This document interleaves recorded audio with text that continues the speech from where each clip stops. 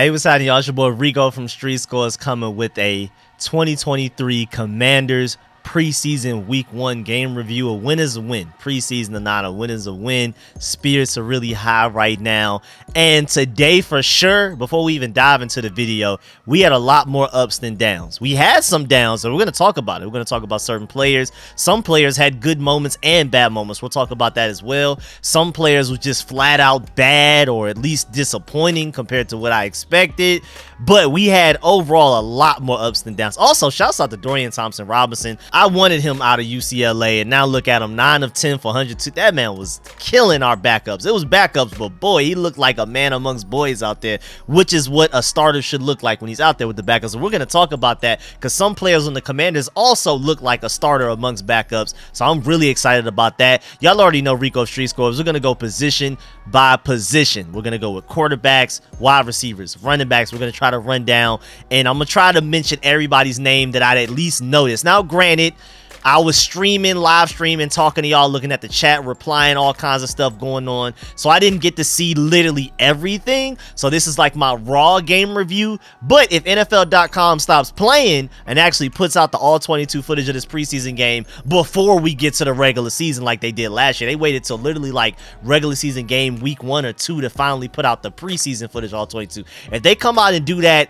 within a reasonable time frame before we play the Ravens in 10 days, well, by the time you're watching this, it's probably 9 days, but by the time we play them, I'll do another game review and after the film session watching review where it's going to be more accurate, and maybe some things that I say in this video aren't true, and there's maybe some overreactions, or maybe I'm underreacting to a few things, and maybe something was worse than I thought it was, or maybe something was better than I thought it was. So I'm gonna definitely, if we can get that all 22 footage, because I am subscribed to the NFL Game Pass for that, if I can get that, I will do another game review to replace this one, a more accurate one where I actually sit down and watch the tape and look at linebackers all game, look at DBs all game, look at offensive linemen the entire time, stuff like that, to give y'all a more accurate breakdown. But either way, again, just like I do with my training camp practice breakdowns, we're going position group by position group. We're also going to talk about coaching. Like Eric Bieniemy was phenomenal today, man. I'm telling you, I feel like it probably went over a lot of people's heads, but we're going to talk about why Eric Bieniemy was so phenomenal today. Sam Howell was great. I mean, he only had 3 incompletions, 9 of 12, 77 yards, and 1 was a drop, and the other 2 were throwaways. So really, effectively, he was 100% in like an actual real scenario, because those 2 throwaways may have even been, I think from what I can remember, were like the offensive line not playing with them, like literally trying to Willie beaming them from any given Sunday, and then the receivers just weren't open enough. Maybe he didn't see somebody, but either way, 1 drop, 2 throwaways, no just completely inaccurate bad passes, bad decisions, or none of that. So Sam Howell balled out, but we're going to get to that when we get to the quarterback section, the coaching section, all of that type of stuff. I know this is a long intro. I'm just excited. So much to talk about. But before we dive into all that, make sure you stiff arm that like button, stiff arm the subscription button, and stiff arm the bell next to that subscription button so you get notification each and every time I release these informative and opinionated videos. Of course, just know I will be doing the format for every game, especially regular season and postseason, because I'm speaking it into existence. And at the very least, this next preseason game against the Ravens, I'll be doing game previews where I preview the most important things you need to be looking for, watch for, and all of that type of stuff. And we're going to pretty much use that as a guide and an outline for when I live stream the entire game during the game together, like I just did with this Browns preseason game. And then I'm going to do a game review like I'm doing now in video form. And then I'll also have the call-in show where y'all call in, your voice your opinions, and give your opinions and thoughts on what happened in the game, who was good, who was bad, celebrate the win, be upset about the loss, whatever. It's literally a show for y'all to call in, you, the viewer that's watching right now. So make sure you stay tuned, because that's going to be the schedule every week for every game, whether it's Thursday, Saturday, Sunday, Monday, whatever, because you know Saturday starts to happen towards the end of the season once we start becoming playoff contenders and things like that. So man, make sure y'all stay tuned for the schedule. Of course, I'm still coming with the daily training camp updates whenever we get them, training camp clips. I'm working on the rookie film sessions for all of my channel members.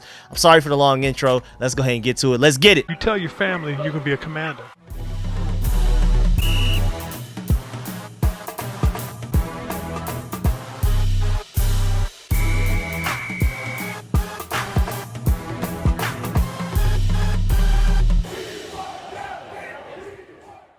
All right, so let's go ahead and start with coaching. And this is going to kind of tie in a lot of things like offensive line, quarterback, and stuff like that. But Eric Bieniemy was phenomenal today. I feel like it probably went over a lot of people's heads, but I don't think people noticed. And this is even before All 22. I can't wait to look at the All 22 to really get a deep dive on it. But from what I've observed raw today, watching it live just like the rest of y'all, I loved how he switched up the game plan. He made adjustments. And not by week 7, week 8, week 10, but by the third drive of the first preseason game, he made adjustments. The offensive line was trying to Willie Beam and Sam Howell out there from any given Sunday. Like literally just opening up and just letting the defensive linemen in as if Sam Howell did the offensive linemen dirty in some way, and that's their way of getting revenge on them. Or like when Adam Sandler in Longest Yard betrayed the team and they was letting him get hit. It looked like that, basically. Luckily, Sam Howell was mobile enough to not get hit as much as he should have.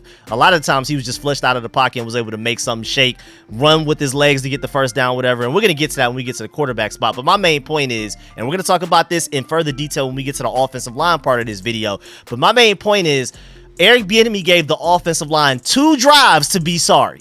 And after 2 drives of not being able to hold up, getting holding penalties, allowing a safety, all kinds of stuff, he said, all right, cool.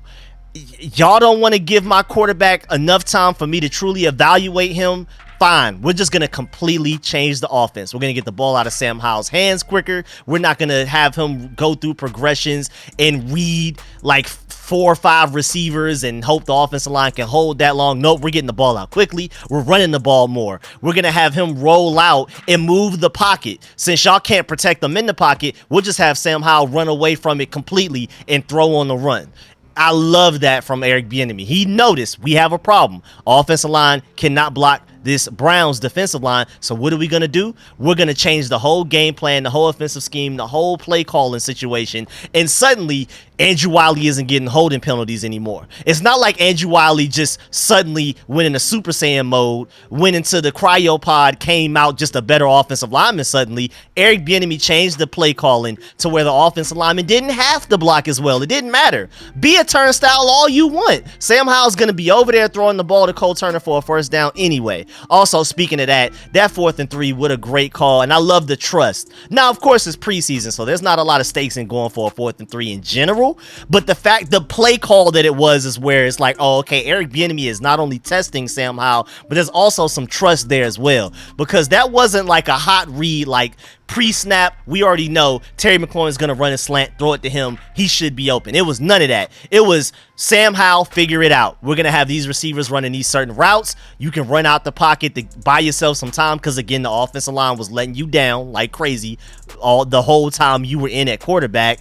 And it was literally just read the field, make your own decision, make a play. Like, just completely just find it, figure it out, Sam Howell. I love that. I love the fact that he made Sam Howell earn that first down. That was not a pre-snap, Jahan Dotson's going to run this route, just throw it up, we'll see what happens. He should be open. If he's not, oh well. That was Sam Howell snapping the ball, running out, scanning the field, finding Cole Turner open, delivering the ball. So we're going to talk about that, of course, when we get to the quarterback section, even though I've already pretty much given a lot of my thoughts on it. But shouts out to Eric Bieniemy for everything he did today. There's a huge difference going from Scott Turner to Eric Bieniemy already. First of all, players don't look tired. All of that complaining that some of the players were doing about Eric Bieniemy coaching too hard, well, that's how it should be, because practice should be difficult. Games should be easier and fun, if anything. When you get in the game, you shouldn't be as gassed because your practices are just that much more difficult. Practice should be so hard that by the time you get in the regular season games,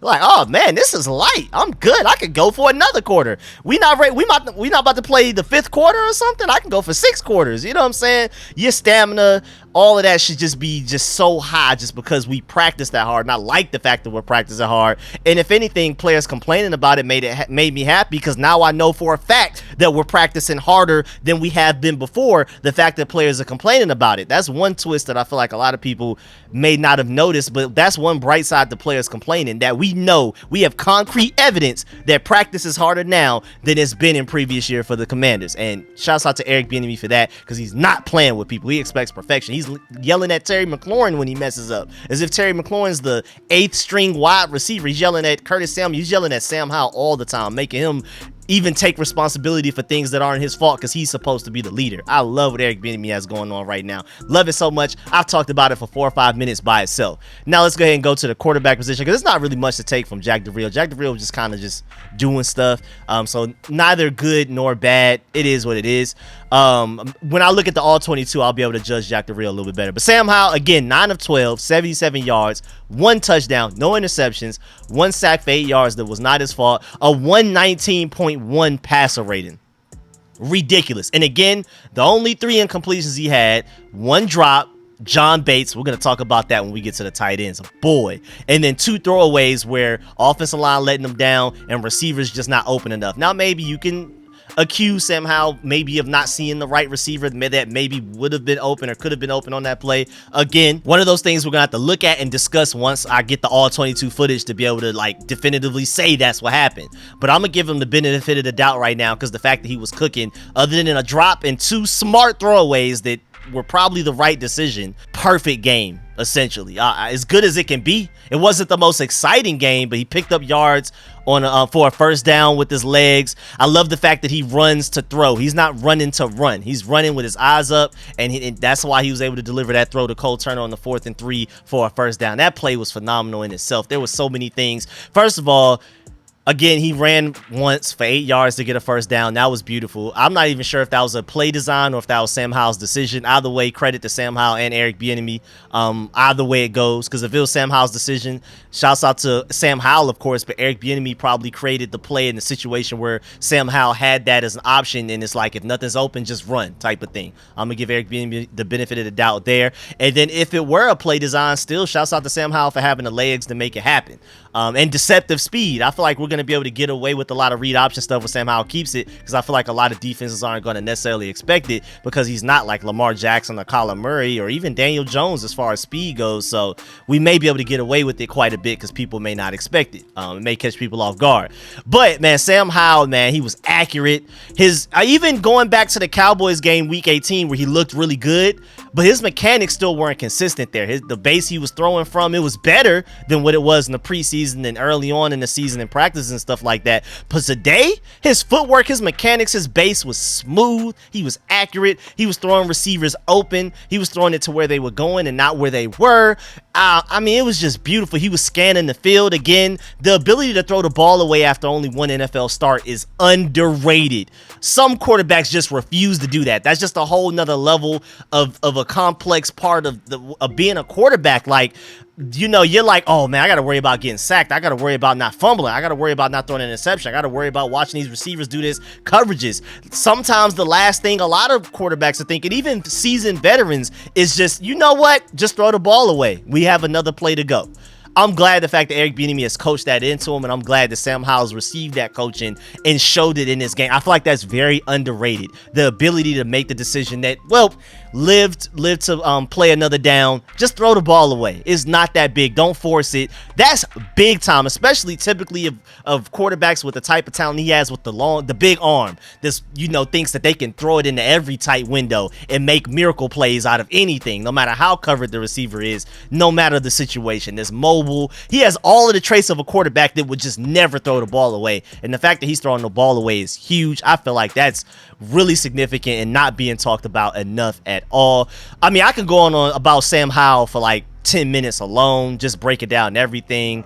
But I mean, even just the handoffs were smooth. That's a small thing that with a new quarterback you don't think about. Handing the ball off quarterback to running back, sometimes it's fumbled, sometimes the chemistry just isn't there, the timing isn't there. That was smooth. You didn't even have to worry about that. That's something you didn't even think about because it was so smooth. It just seemed like he was a veteran out there. He didn't look like a quarterback that's only started 1 game in his NFL career out there. He looked like a quarterback one. He looked like a potential franchise quarterback. One thing I would say, we're not going to say franchise quarterback just yet. I believe he can be that. I believe he will be that, but we can't say it definitively after only 12 passes in a preseason game and like 20 something pass attempts, low 20s in the Cowboys game in the regular season. That's all he's thrown so far in the NFL technically, and of course some preseason games before that, but as QB1, those are the only passes he's ever thrown is in a short NFL career. One thing I can say though, he's a professional quarterback. Everything we did today when he was on the field, other than the offensive line letting us down, looked professional. It looked smooth. It looked like it was supposed to happen. That drive where we scored on that touchdown literally looked easy in a way. Even though we had to convert on 4th and 3, that drive just looked like that was supposed to happen. It didn't look like, oh, we got lucky. It didn't look like, oh, thank goodness that. Like, it just felt smooth. It felt like we should expect it and not even hope for it. It's an expectations, not a thing that we're striving for and hoping for. Like, that just looks so smooth. He looks trustworthy. He looks professional. Again, not gonna go so far to say franchise quarterback yet, even though I feel like he has all of the tools and all of the traits to do it, even just based off of those 12 pass attempts he had today. Because even though he had 3 incompletions, 1 was a drop, 2 were throwaways, and those throwaways were actually pretty good throwaways from what I saw raw. So really, out of 12 pass attempts, I feel like all 12 of the throws were good throws, even the 3 incompletions. He looked really good out there. Professional quarterback. Wouldn't crown him a franchise quarterback just yet. That franchise quarterback requires consistency, and after 1 regular season NFL game and 1 preseason game as a quarterback 1, we can't say franchise quarterback yet. That takes time, that takes consistency, that's game in and game out to keep looking like how he looked today. And first of all, talking consistency, not even game to game, how about we say more than a quarter in some minutes? How about that? How about a full 4 quarters, first of all? But at the very least, professional. You can definitely say professional, hopeful, a guy that you can believe in. And at the very least, you know what you should call him? QB1. Week 1 starter against the Arizona Cardinals at the very least. Also, speaking of quarterbacks, Jake Fromm was bad, of course. I'm still surprised that people were in the stream was surprised that he threw an interception. It's Jake Fromm. I'm a Georgia Bulldog fan, I can tell you. And then Jacoby Brissett looked good at times. He came out firing, and then after a while, he just kind of started. It looked like he was BSing because that interception he threw was like double covered, no hope. He lobbed it too. He didn't even try to get it there soon. He like lobbed it up there and just wanted to see if Byron Pringle could go up there and moss 2 DBs. Jacoby Brissett didn't even seem like he was really trying that hard because he was dicing up the Browns defense, the backups, of course. I mean, it's not the starters, but the backups. He was dicing them up like it was nothing. And then after that, he just kind of took his foot off the pedal, took his foot off the gas, and was like, whatever. We'll just start throwing stuff. We'll have some fun because I already know I'm the backup quarterback. Sam Howell looked so good before me. I already know I could go out here and throw 3 touchdowns. I'm not starting over Sam Howell. So he probably was just like, well, I've already shown what I can do as the backup quarterback. I'm dicing them up. They can't do anything to defend me. And then just got kind of started lollygagging, it looked like. So I'm not going to read too much into his 6'10", 75 yards and stuff like that with the interception, 43.8 passer rate. I'm not going to look too deep into that because I really feel like he just took his foot off the gas. He was like, whatever. Then moving on, I guess we could talk about running backs. Also, I'm tripping. I'm supposed to have this depth chart up for y'all. I'm so sorry. I'm still in stream mode. Got a lot going on. Let me get this depth chart up. All right, so we were talking coaching and quarterback, so it didn't really matter. Now let's go to running back. We got Brian Robinson, Antonio Gibson. Brian Robinson had some really good carries. Antonio Gibson, I liked what I saw from him a little bit, but we didn't really showcase those guys. But of course, Jared Patterson looked good out there. I don't know why he's this far down on the depth chart. He's literally the 6th receiver, which is insane. I think he should honestly be the 4th. I should feel like it should be Brian Robinson, Antonio Gibson, Chris Rodriguez, and then Jared Patterson above Derek Gore and Jonathan Williams. Because Derek Gore, first of all, has our only fumble in training camp that I know of, other than Antonio Gibson and Sam Howell with the failed handoff, like I briefly kind of foreshadowed earlier. Like, handoffs are not the automatic. The fact that Sam Howell looked that smooth handing the ball off the running backs, especially read option wise, is very noteworthy that I feel like a lot of people didn't notice, because they did have a fumble a few days ago, like last week or 2 weeks ago in training camp. Sam Howell handing the ball off to Antonio Gibson, and I'm not even exactly sure whose fault it was, but it resulted on the ball hitting the ground, and it was a fumble that the defense recovered. So, I mean, that's just not something you take for granted. But even on top of that, outside of that, Derek Gore has the only fumble I've even heard of so far in training camp. So, like, I don't know why Jared Patterson so far down. He's a kick returner if you need him to be. Every time he's out there, he's always getting more yards than he should. He's a one-cut guy with great vision. I just don't get it. I'm a Jared Patterson fan. I'm not going to lie. And then Chris Rodriguez, man. Woo-hoo! That boy has 7.8 yards per carry, and it looked like it. 5 carries, 39 yards. His longest being 12. That boy looked good, man. Now, granted, a lot of it was the offensive line, and we'll talk about this when we get to the offensive line. But our offensive line, I'm not worried about run blocking at all. They can run block their tails off. We have a really good run blocking offensive line. Pass blocking is what I'm worried about. But again, Sam Howell's mobility and Eric Bieniemy's genius, we can mitigate that a little bit. We'll see. I mean, that drive with they ended with a touchdown to Jahan Dotson showed you some of that, but I don't know how that can work throughout an entire 4 quarters and teams really game planning against that. We'll see.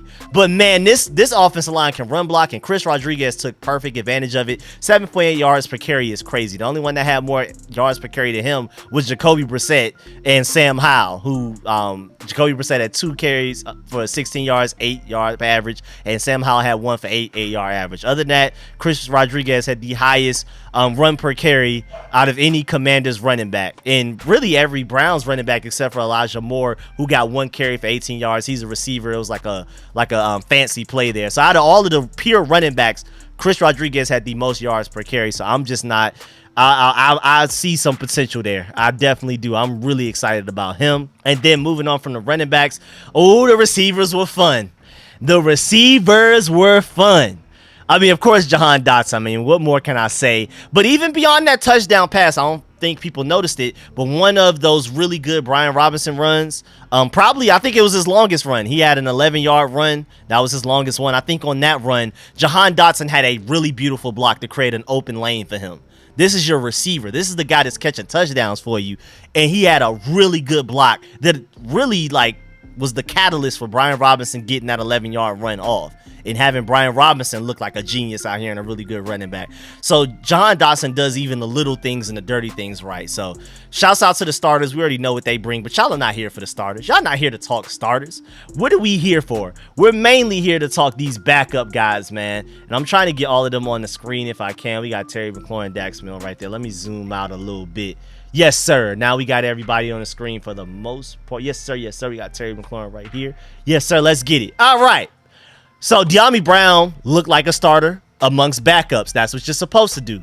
If you're one of the guys that's supposed to, you feel like you're a starter, well, then when you're out there with the backups, look like a men amongst boys, Dyami Brown was one of those people. I'm going to bring that up a lot throughout this video, throughout the preseason, throughout training camp. If you're a guy that's good enough to start, and just because there's just so many good people ahead of you, people that are better than you, when you're out there with the backups, you better make it look like it's a mistake. Like, why is this guy out here with these guys? He needs to be starting.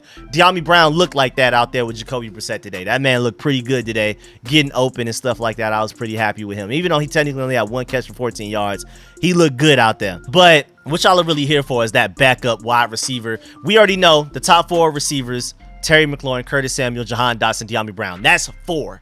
We're only going to have 6 spots, I feel like, max. That's 2 spots left for Dax Milne, Byron Pringle, Marcus Kemp, Kyrick McGowan, Bryson Tremaine, Jalen Sample, Kazmir Allen, Mitchell Tinsley, Zion Bowens. All of those guys are fighting for 2 spots. So who stuck out the most today? Let's start with Kazmir Allen. He already looks like our starting punt returner. I was hoping he would. Coming out of UCLA, he's clearly more explosive than Dax Milne. I mean, first of all, who's not?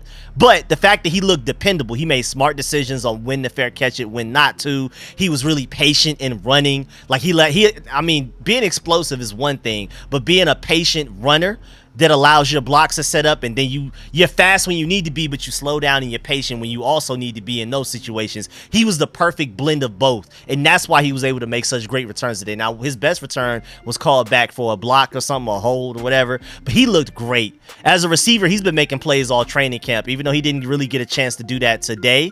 He had that one target that was just super contested, I think that was, or it was like a throw right beyond the line of scrimmage, whatever. It was like a script, so whatever. He didn't really get to do much receiver wise. He only got 1 look statistically, but as a returner, I'm ready to crown him our starting punt returner now. So that's 1 spot gone. So now we have 1 spot left. Who do you choose? Dax Milne was our starting punt returner last year, and he's a pretty dependable slot receiver. I mean, that's going to be tough. Byron Pringle can play any receiver position. That's that position flex that Rivera talks about. XYZ, whatever you need. And he made plays in the receiving game today. I like me some Byron Pringle, man. That man had that 1 catch for 32 yards.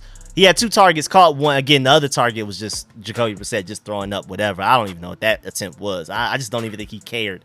But, man, that deep ball he caught from Jacoby Brissett was beautiful. He's been doing that all training camp. So I'm not even surprised. And he also is competing for the kick return spot. So if he makes the roster, he could be like a backup kick returner alongside Antonio Gibson if you want him to. Or it could be Kazmir Allen, Antonio Gibson, Byron Pringle, like the backup just in case.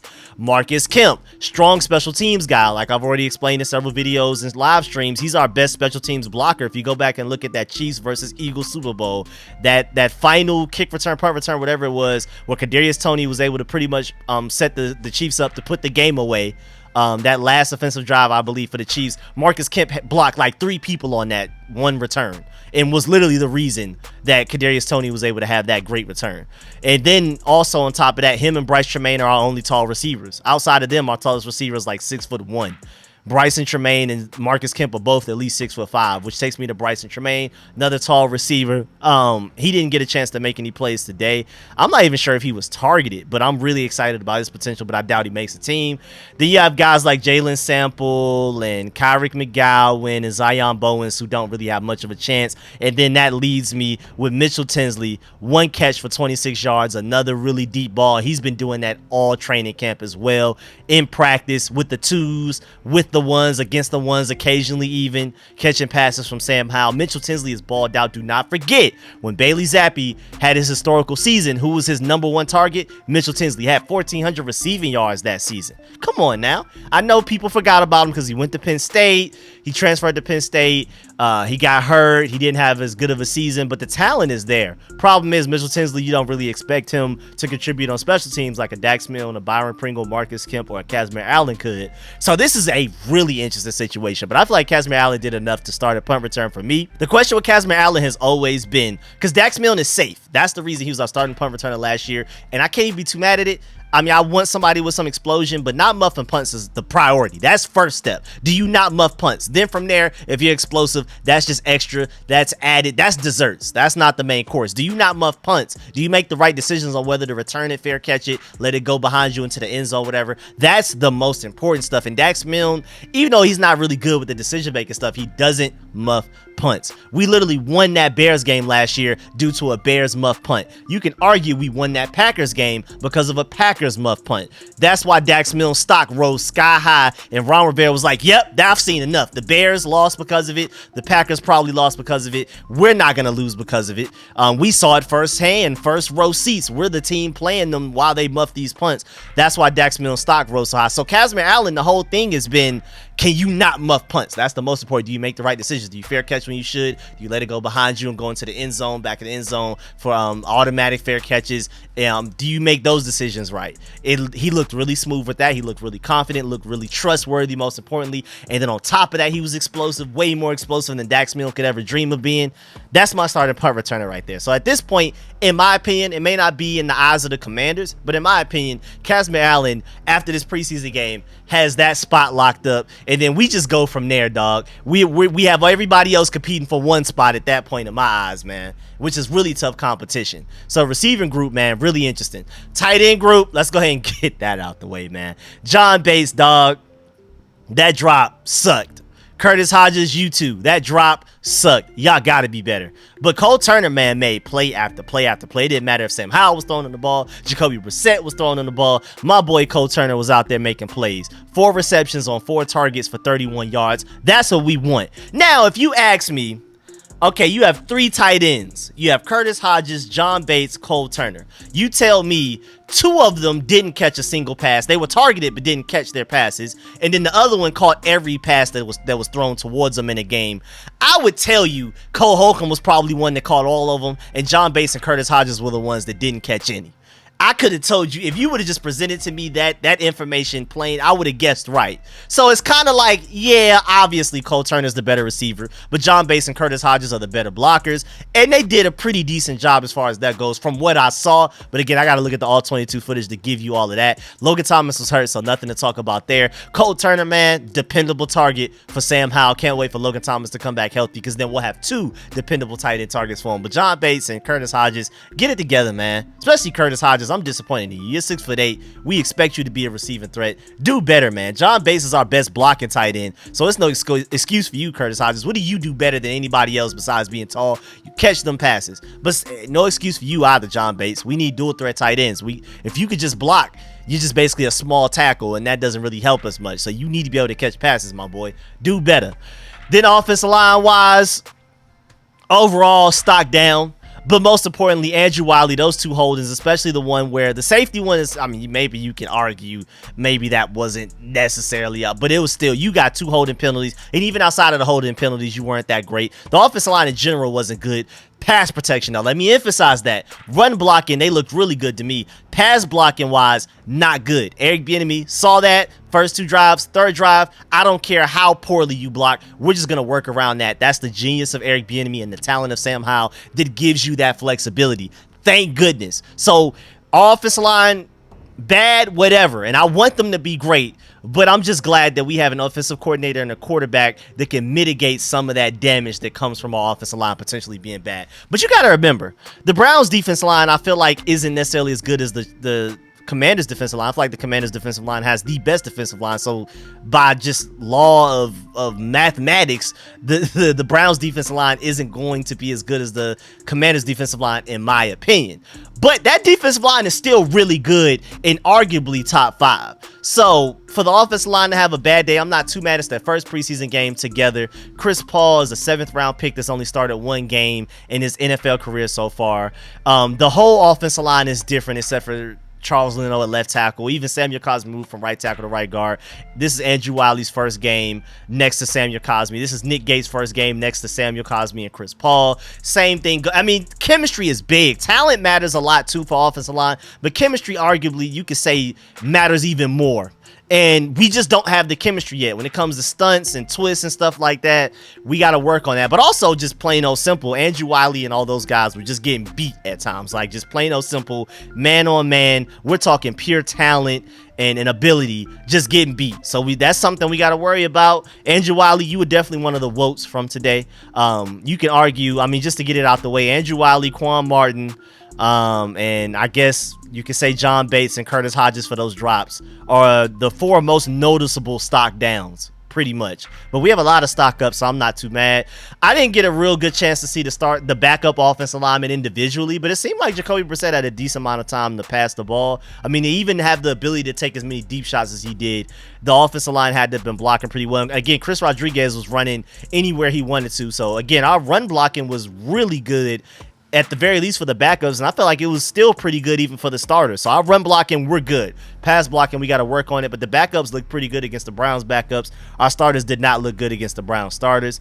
But again, individually, I don't really know. Like, I don't know how Cornelius Lucas or Braden Daniels or those guys did. That's going to be all 22 footage type of stuff. But overall, those are my thoughts on the offensive line. I'm not gonna lie, I didn't even notice Alex Armah go out there and fullback if he did, so I ain't got nothing for that. I'm not even gonna sit here and lie to y'all and make some stuff up. I'm not about to try to make some stuff up to sit here and try to look smart. I do not know what Alex Armah did today, if he even played, if he even showed up. Defensive line, let's start with them. And I hate how they do this, like where the receivers are down here and up there. Stop doing that. Just do it like this with defensive line, linebackers, DBs, like that, man. Do that for the offense. Defensive line wise, I liked what I saw. I mean, they weren't the most disruptive, but I also didn't think they were really trying hard, especially interior defensive line-wise. I don't think they were putting in that much effort because you don't want to get hurt. It's not worth it. But Montez Sweat was really good against the pass today. I mean, I'm not worried about him and Chase Young against the run. They're elite. One thing, I know they're disappointing against the pass. Montez Sweat usually leads the league and like pressures and stuff, is always one step away from getting sacks, and we want that out of him. Chase Young's been hurt, and even when he comes back and he's fully healthy, he's not a great consistent pass rusher because of his lack of pass rush moves and stuff like that. But on their worst days, Montez Sweat and Chase Young are still elite run stoppers and edge setters, like top 15, both of them, at least for both of them. So I'm not worried about that.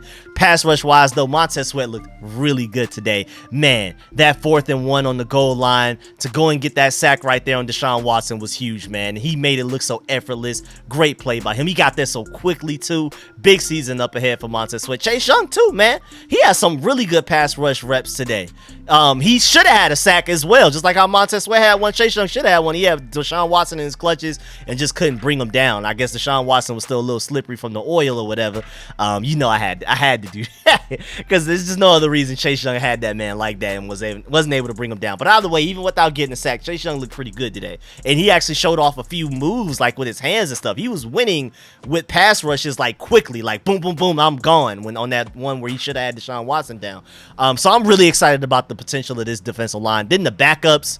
I mean, Casey Toohill at one point got manhandled by David Njoku, which is unacceptable. But generally, man, Pedarian Mathis got a little banged up, so we didn't see much of him. But John Ridgeway looked like a man amongst boys. He looked like a guy that could play against starting offensive linemen like he proved us during the regular season last year. He just looked like a superior guy, a man amongst boys, being out there with the backups, a guy that should be starting for another defensive line. J. Smith-Williams had some good plays today. I believe he had a sack. James Smith-Williams looked explosive. Andre Jones made some plays today. Our 7th round pick that I'm not even a big fan of, but he looked even good today at times against backups, but still. F.L. Bada looked amazing today. One of the best players out there shining. He made some of the best plays. He was consistently disrupted today, and that's just his thing, man. F.L. Bada, whether you want him at defensive tackle, edge rusher, wherever, he's going to make plays, especially against the pass. I was really happy to see F.L. Bada keep making plays. Our defensive line depth is insane right now. Edge rusher and defensive tackle. It is crazy. I don't want to talk about 2024 right now. I know a lot of these contracts are going to end, but at 2023 wise, our defensive line is arguably the best starting unit and also arguably the best depth in the NFL as well. Because Casey Toohill, I'm used to him balling out. Today wasn't a good day in general, but I'm used to him balling out, so I'm not worried about him. And then guys like Abdullah Anderson, Joshua Pryor, Curtis Brooks is on IR. Benning Patoa and William Bradley King, stuff like that. I'm going to have to watch the All-22 to really get a good feel on how they look today. I don't know. I'm not sure. I'm not going to lie to you. By the time we started getting to the backups of the backups and getting to those later guys in the depth chart, we started going off topic and talking about all kinds of stuff on the stream. So again, I'm going to have to look at the All-22 to give you a more accurate review on those guys. Because even KJ Henry, I don't really remember seeing him out there making plays or not making plays, but I know Andre Jones made a couple of plays. F.L. Bada made some plays, and that starting defensive line looked pretty good. And John Ridgeway, with the fumble recovery and even beyond that, was making some plays. Linebacker wise, I mean, I just didn't really notice them. That's super all 22. The whole linebacker group all 22. I'm not even gonna sit here and lie to you. I do not necessarily know what happened with the linebacker group. I didn't notice Jamin Davis good or bad. I didn't notice Cody Barton good or bad. Khaleke Hudson good or bad. Well, Khaleke Hudson one kind of concerns me a little bit because I was expecting him to be one of those men amongst boys. You're good enough, we've seen in practice so far, to you could be a starter on this defense, especially behind this defensive line. I'm not going to say that Khaleke Hudson should be a starter for other defenses because the fact that he's playing behind, I feel like, the best defensive line in football helps him out a lot, and that's why he looks as good as he looks. I feel like that plays a big role in it, but also just feel like he's improved mightily and he's just a better linebacker. I feel like we have a solid 3 linebacker group between those 3, with the fact especially that we only play 2 at a time, maybe even 1 at a time. We're pretty much never going to run 3 at a time, so having 3 solid linebackers is good. But I was expecting him to show out and shine amongst backups. You're supposedly a starter amongst backups. You're supposed to look like a man amongst boys. I didn't get that from him, but maybe I just missed something, so I don't want to be too harsh on him, but I was expecting him to shine. And then again, everybody else, David Mayo, Mike Eifler, Deshaun Harris, Farrod Gardner, I didn't really notice those guys that much, but again, by the time the backups of the backups came in, I was trying to pay attention, but I was just so heavily involved in the live stream, try to answer everybody's questions and read everybody's comments, so I'm sorry there. Even though I hope Milo Eifler and whoever else that was that kind of got beat up on that one play, that was annoying me. Kellen Mond needs to stop running with the ball, and or at the very least slide, because when he came in the game and was trying to fight for extra yards, our players started getting hurt trying to tackle him. That was getting on my nerves. Kellen Mond, chill out, man. It ain't even that serious, man. You're the 4th string quarterback right now, because Dorian Thompson-Robinson can't be the 4th string running back after the performance he had today. So yeah, chill out, man. Golly, Milo Eifler and whoever else that was in that collision, I hope y'all are okay. Then moving on to the cornerbacks. Kendall Fuller didn't even play today. Benjamin St-Juste, I mean, I didn't really notice him, but I guess that's a good thing. If you don't notice a corner, that means he's doing his job. That means he's covering a receiver so well he's not being targeted, or like even if he is targeted, he's not getting mossed. I mean, it would be nice if he got an interception, but that's hard to ask for. You got to get targeted for that. Sounds like Benjamin St-Juste was doing his job, and he was pretty much starting the outside corner because Kendall Fuller wasn't there. Kendall Fuller were there to start. Benjamin St-Juste would start in the slot, and it's no injury thing. Kendall Fuller just pretty much had a veteran days off. Wasn't worth really paying him, and you got more looks at Emmanuel Forbes than Benjamin St-Juste because of it, so I'm cool with it. Emmanuel Forbes, I don't want to hear no more questions about can he handle the run. Now, I do want to still see it in a regular season game that really matters against real running backs that are really trying to run people over, like a Nick Chubb. If he would have been like playing, I don't even think that was Nick Chubb that he tackled on the play that I'm about to talk about. But I still got to see if he could do it against like DeAndre Swift for the Eagles or Derrick Henry for the Titans and guys like that, or even Saquon Barkley for the Giants. Tony Pollard and guys like that are really trying to get that touchdown for real because it's a regular season game. But still, that weight did not look like a problem today. That run stop he had, kind of like a tackle for loss, 3rd and 1 on the goal line, was beautiful. Chef kiss. I didn't even expect any better than that. I didn't even expect that. You can't ask for more from him on a play like that. That was a really clutch play, because remember, immediately after that, Montez Sweat got the sack for turnover on downs, no points on the 1 yard line. 3rd and 1 on the 1 yard line, and you plan on going for it on 4th and down, and you still don't get it. That was a catalyst by Emmanuel, because the 2nd down run was like a 5 yard run from like the 6 yard line to the 1 yard line. I was like, oh boy, we can't defend nothing. This is about to be easy touchdown next play. Next thing you know, Emmanuel Forbes, beautiful run stop. Really aggressive. The lack of weight did not show there. So I'm really happy about that. I mean, Emmanuel Forbes played in the SEC.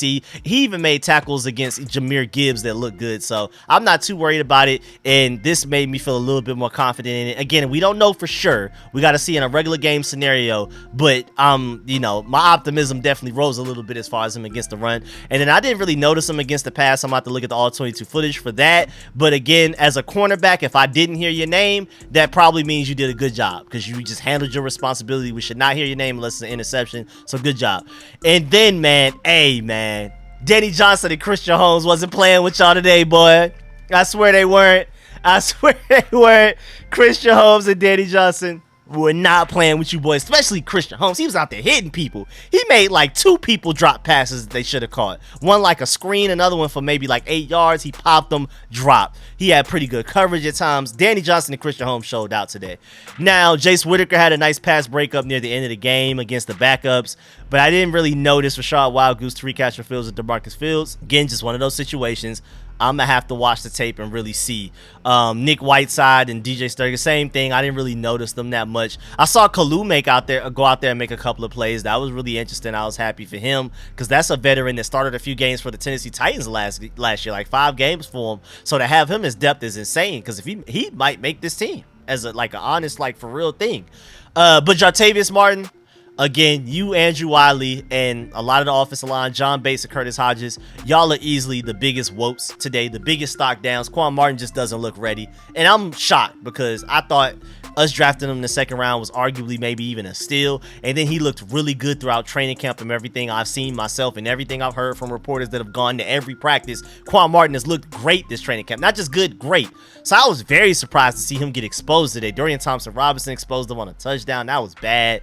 Just pure bad coverage. He had some penalties. One of them, I think one of the penalties you could say was a bad call, but one of them was definitely, yeah, you got beat. You had the whole defensive pass interference holding, whatever it was, got beat for the touchdown. You allowed the only just easy looking touchdown all day. Just golly, man, that just looks so easy. Just beat 1-on-1. Now granted, you can kind of blame Jack Del Rio for having no safety help there. I mean, middle of the field, Quan Martin on his own.